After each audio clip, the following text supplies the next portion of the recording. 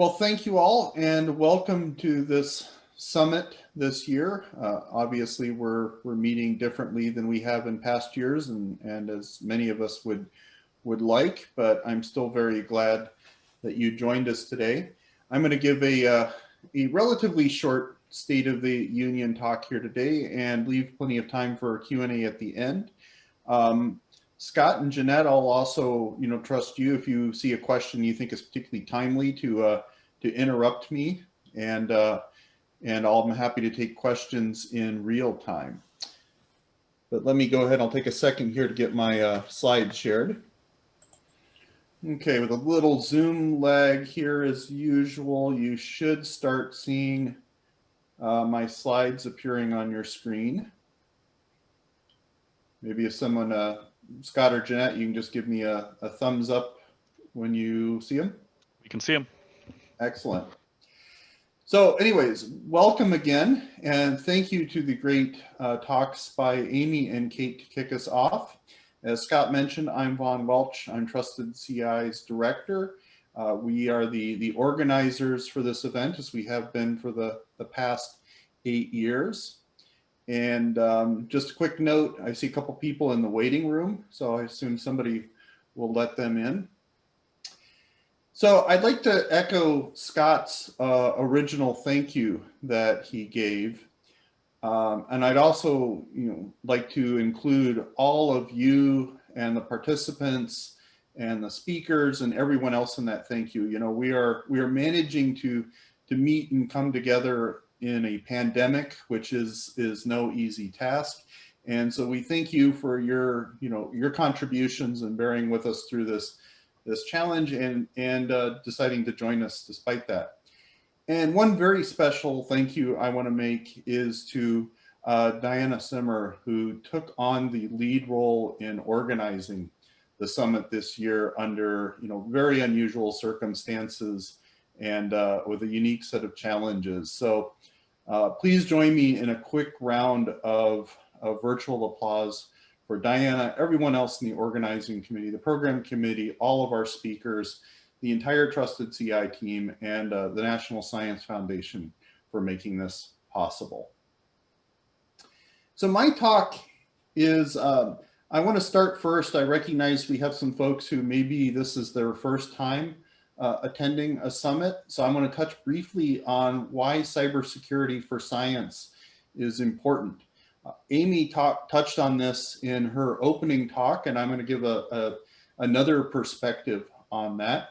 I want to talk a little bit generally about what's new for cybersecurity for science in 2020, just some reflections on some of the challenges facing us this year. And then I want to focus down on Trusted CI, talk a little bit about what we've been up to in the past year, and then also what you can expect to see coming from us in 2021.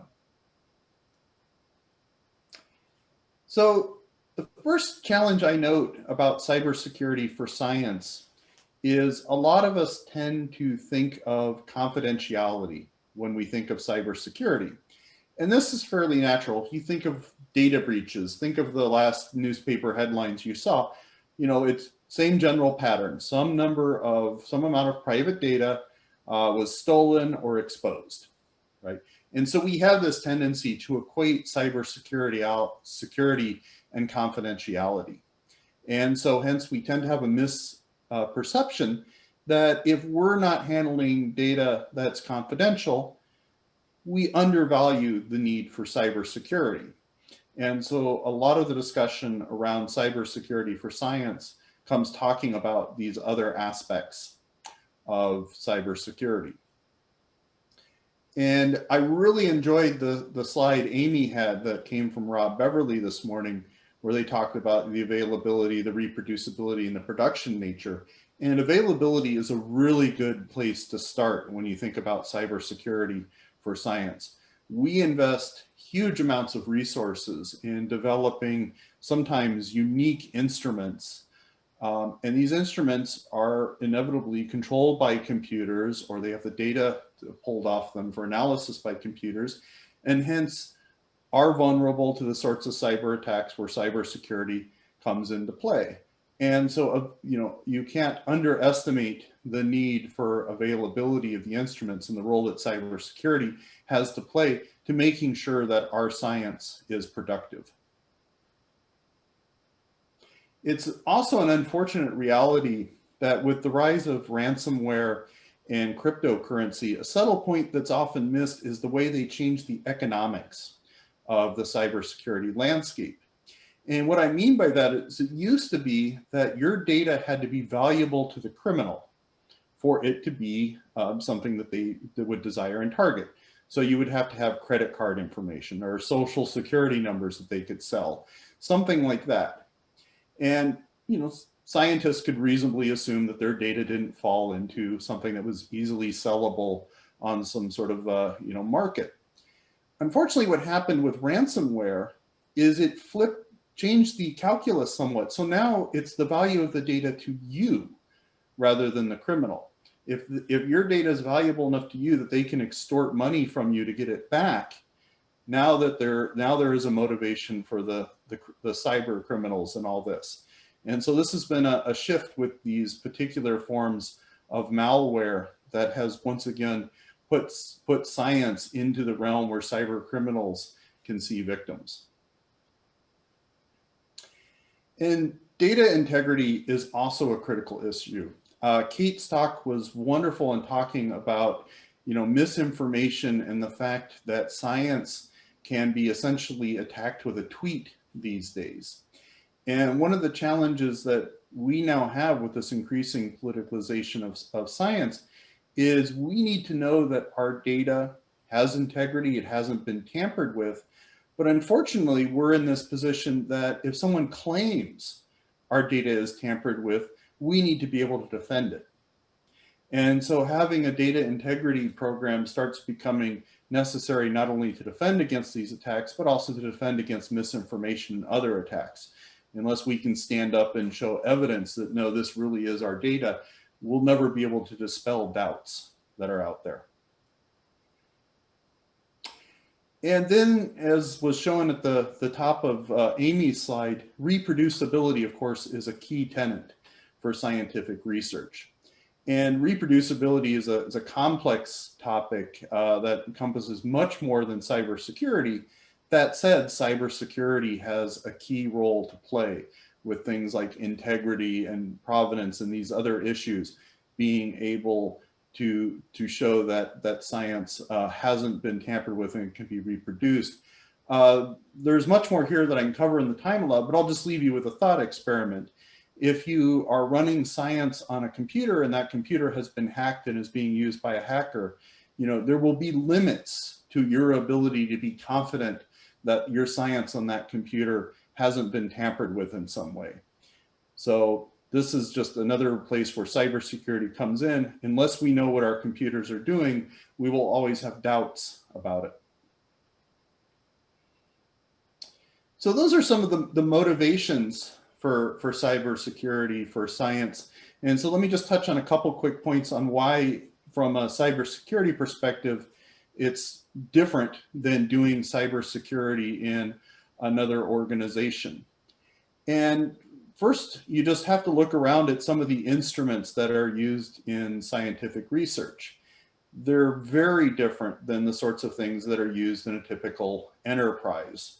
So we have everything from, the computers, the SCADA systems, command and control for telescopes and gene sequencers and all sorts of other sensor networks for ecology research, to high performance computing, networking, storage, whatnot. These are often one of a kind or certainly unique. And we can't just wander down to the NIST corner store, so to speak, and pick up, an 800- telescope manual that tells us how to go about doing security for these things. Also, if you look at the organization of science projects, certainly a lot of science projects, contrast this with our institutions of higher education. Those have been around for decades, even centuries. They have developed mature processes, and you really have a chance to put things into place, have strong reputational needs, and know that they're in for the long haul.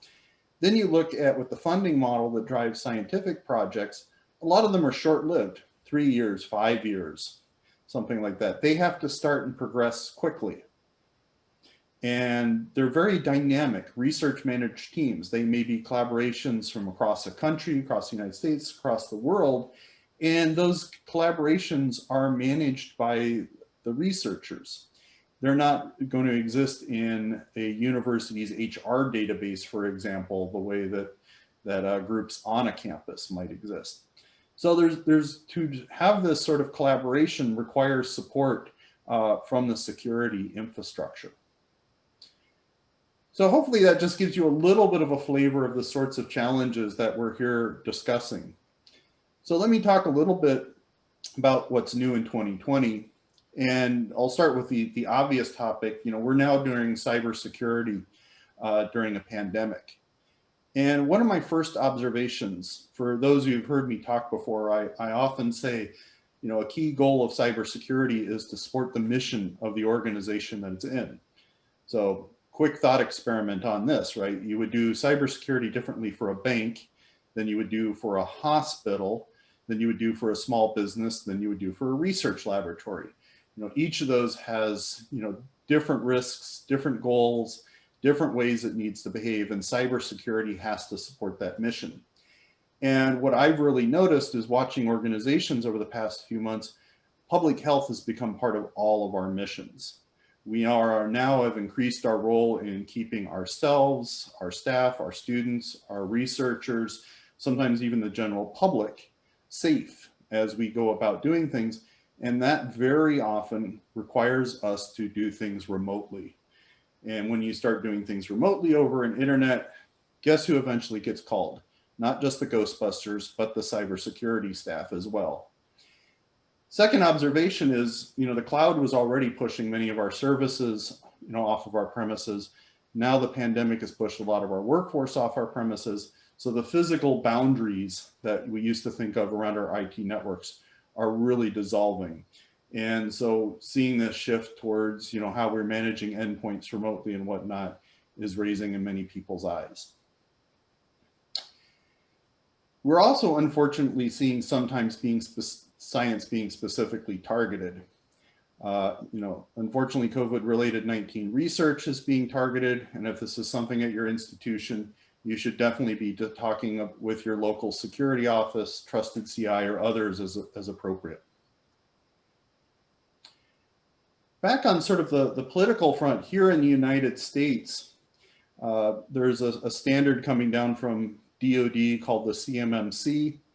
And why I know this is will not directly impact the NSF science that many of us are working on here. I know at many institutions, the cybersecurity personnel who manage the research, the cybersecurity for NSF science, are also managing NIH and DoD. And so this has been something that's coming, and I won't say anything more about this besides to point you at Scott Russell's upcoming webinar in October for more about this. And if you're also have some DoD in your portfolio, this is well worth starting to learn about. Another more point on the towards the politics side, here in the United States, we have been seeing a lot of concern coming out of the federal government about foreign influence. And why a lot of this is a complex issue that is not directly related to cybersecurity, there are cybersecurity components to it. And in particular, there is a desire to apply a cybersecurity standard to fundamental research. And this is why it's more cybersecurity is good. Back to my example earlier, I wouldn't want more cybersecurity intended for a bank to be applied at my hospital, for example. You need to have cybersecurity that's appropriate to the mission of the organizations. And so for more reading, I will point you at NSF's JSON report that talks about this and about the need, why we, for fundamental research, needs appropriate cybersecurity standards. So with that, let me shift into an overview of Trusted CI and our activities. So first, we're a distributed organization led by myself at Indiana University, but with also the partner sites that you see listed there on your screen. And I won't read the mission statement to you, but just to say it captures, our role is really to help the community tackle the cybersecurity for science challenges. And what we really are is we're a collaborator with you. We are not an auditor. It's not our job to come in and look at all the NSF projects and give them a pass-fail grade. We're not selling a product. We're just really here funded by NSF to help projects tackle their cybersecurity challenges. And to do that, we do things like this summit where we build community and we look to both lead and serve the community. We are here to help you. We're also here to help the community organize itself to tackle some of these challenges. Overall, our goal is to advance the state of practice of cybersecurity for science. And then a subtle point, we are the first time that such a center has been set up. And so you will see us trying different ways to engage with you. And so we're doing this applied research and community engagement.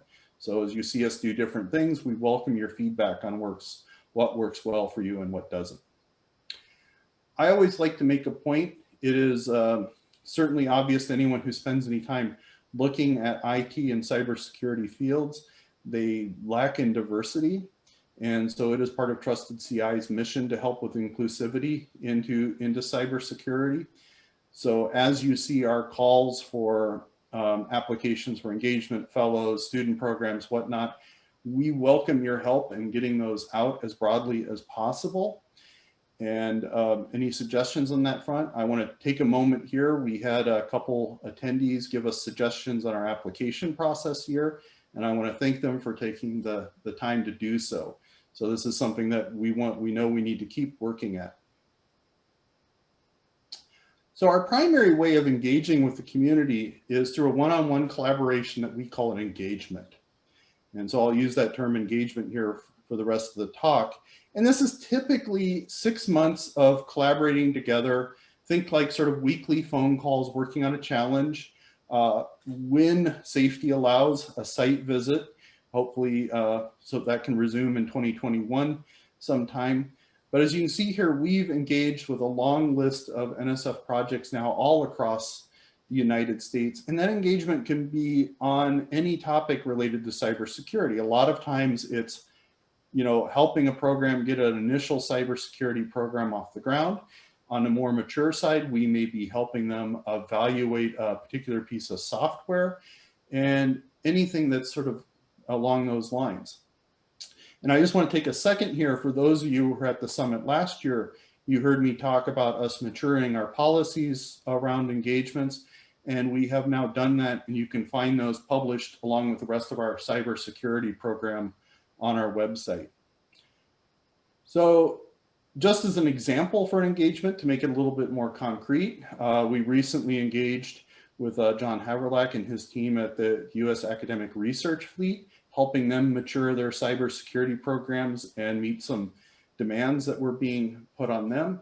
So part of the team got a chance to go visit with John and his crew and work this through, and it was a very rewarding engagement from our side and a great chance to help a number of these different NSF academic research vessels improve their cybersecurity. In addition to the engagements, we also continue to produce a set of best practices, and you'll find these on our website in a variety of formats. And I always like to point out, these are practices that we have gained from our own experience doing operations or the community has gained, and they often are published in collaboration with a community working group. So we avoid being an organization that tosses down deep thoughts from an academic tower, and instead try to capture what we see actually working in the community. I just like to mention and acknowledge we have a number of partners that we work with throughout the NSF landscape. Each one of these relationships is a little bit different, but in general, we work with them to help cybersecurity in their specific community. So don't be surprised if you're working with one of them and find us in some small way part of that collaboration. And Really proud of our impacts. This report is due for a refresh soon, but you can see the newer numbers here on the slide. We passed a mark of impacting over 400 projects now in the last year, which is a very proud mark. One of the things that we try to do is, Amy mentioned briefly this morning, NSF has 7 different science directorates, and we try to make sure that we have impact across all those different science directorates.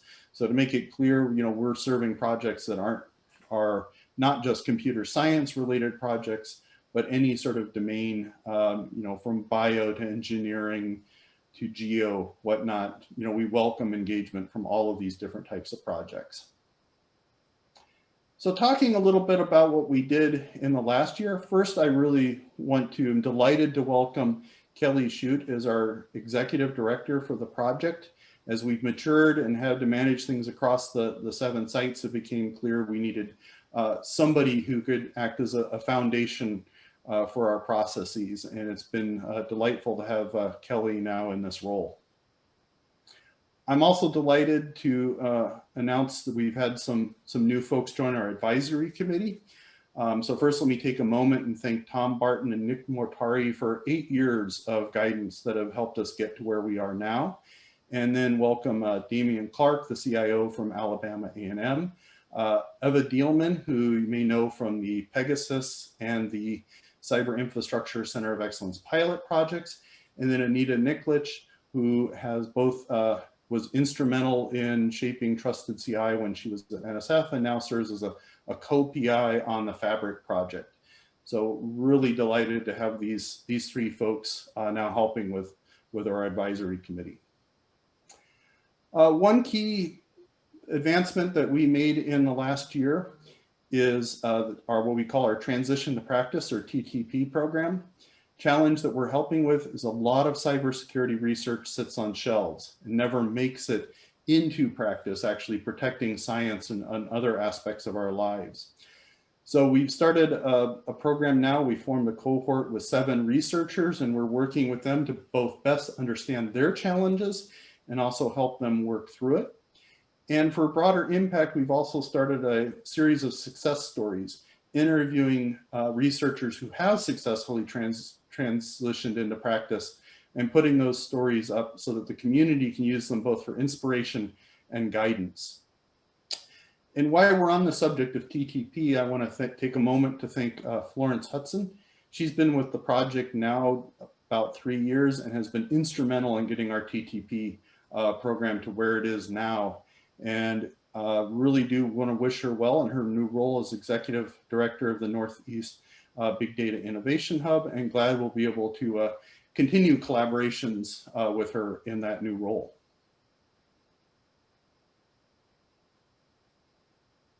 Okay, whoops. And the last bit of new activity I want to mention for the last year is one of the things we've done starting last year was adopt an annual challenge.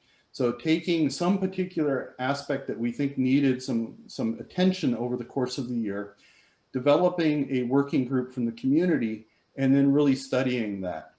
And I'm not going to talk too much more about this, but invite you to attend Jim Basney's presentation tomorrow, where he's going to talk about the results of this working group, which looked at the role of how do we have more trustworthy data behind our science, what are our needs in this regard, and what are some of the best practices. So now shifting to future looking, I want to talk about what we're going to do in 2021. And we're going to continue the annual challenge paradigm, this time shifting to look at software assurance. A key area is it's nearly impossible, like it is to build a good house on a shaky foundation. It's hard to build good cyber infrastructure on top of insecure software. And so we're going to be looking at this with the goal of seeing what we can do to improve the assurance of software in scientific community. Delighted to say colleague Sean Peisert from Lawrence Berkeley National Lab will be leading this. And please stay tuned from either our email lists or on the website for more information about this opportunity. I mentioned engagements earlier. We are actually right now have an open call for applications to engage with us in the first half of 2021. That deadline is October 2nd, and you'll find the form on our webpage to do those engagements, and really encourage you to apply or to reach out with questions. And we try to find the most impactful engagements every 6 months to advance science. I've been delighted. We started, for those of you who attended the summit last year, it was the inaugural year for our fellows program, a group of 6 people from across this community who spend the year working with us and learning with us about cybersecurity and how it can apply to their scientific disciplines. We had our second cohort this year in 2020, and I'm happy to announce the call for the 2021 fellows is now open, and invite you both to see Dana Brunson, who leads this activity. She's having a panel on it tomorrow where you can hear from the current fellows. I also am just delighted to mention we have several of the 2020 fellows who continue to be involved in these activities. Anshul, Gabby, Jay, and others, really just delightful. And then Dana, we'll talk about, she'll also have an office hour next week for informal interactions. One important piece that we're working on is the Trusted CI framework. And this is drawn from a very simple observation. If you are doing work with personal health information, there's HIPAA.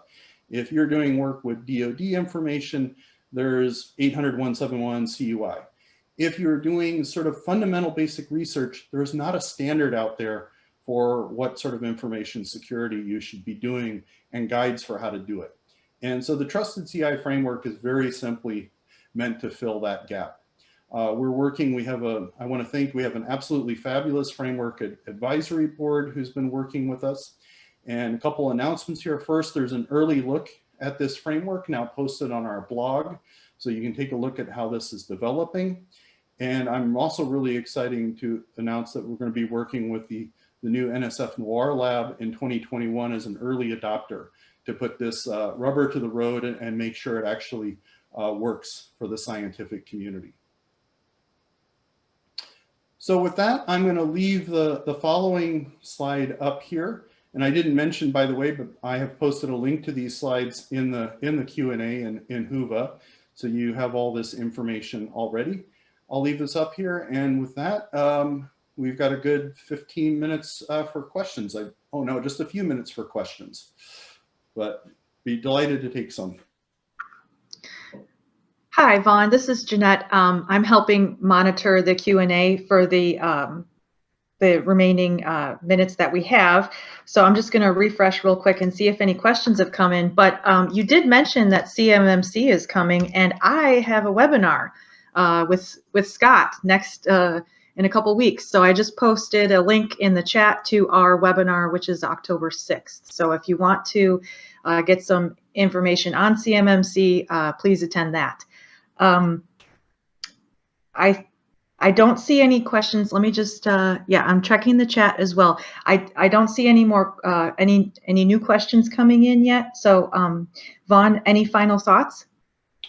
No, just thank you everybody once again for being here, and I'll be around the next couple days, and feel free to shoot me questions or email. You can easily find me Google, and thank you all once again, and thank you to the organizers, Diana, and everybody for making this possible.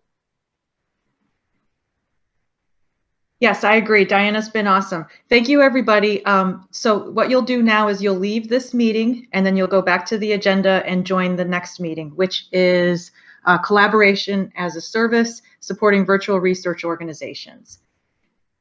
Thanks, everyone. Thank you all.